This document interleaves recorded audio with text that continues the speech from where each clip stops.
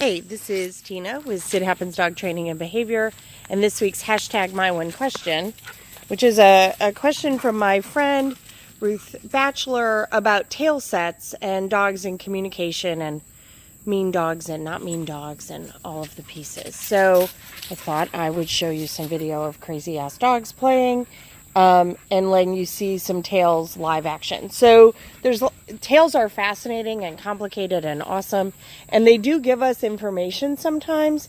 I think sometimes we rely on tails too much, and that can be the case where we're not paying attention to the pointy end, we're paying attention to the tail end. So this is Miss Olivan, who's about a 6-month-old doodle puppy, and you can see from everything being communicated by her tail that she's just silly, right? We're just playing, we're having a grand old time, and her tail vacillates in position. Her tail set's pretty moderate. She doesn't have a super high tail set. She also doesn't have a super low tail set, and it does not naturally curl over her back. So when you see it curling over her back, it's usually that she, in her case, it's play. That was mean. But it's when she gets kind of fired up and feisty, right? She'll point her tail up over her head like she's pointing at whatever the problem is. Now, poor Stuart, who's currently getting beaten up a little bit, but apparently thinks it's funny.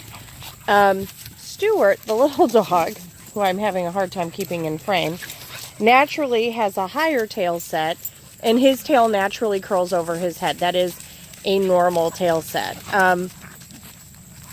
And he will raise it higher if he's frustrated, and lower it if he's worried. And he's probably getting ready to give her a pretty decent correction for being rude.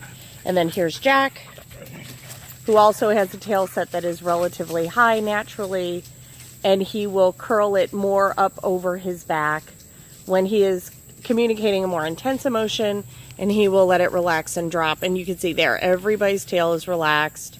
So while the play is a little bit rough, right, all of the dogs are communicating benign intent, though I will probably intervene and get the old man, the little dog, out of the mix here before too long, because he is not enjoying necessarily this play.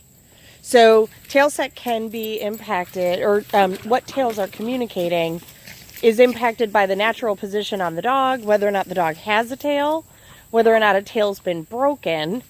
Like in the case of Stuart, his tail tightens up on the curve. Sorry about the video. Because his tail was broken long before I got him as a young puppy.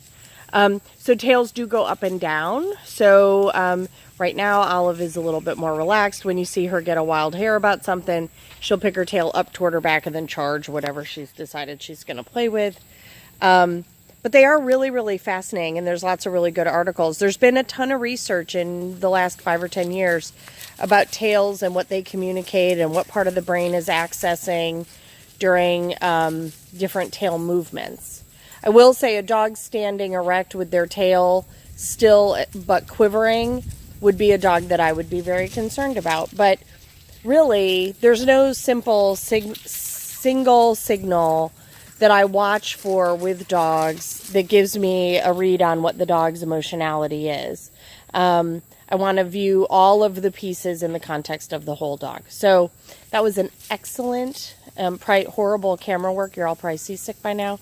But an excellent question from Ruth about the tale of tails and how much fun they are. And it is a signal that I do watch to let us have...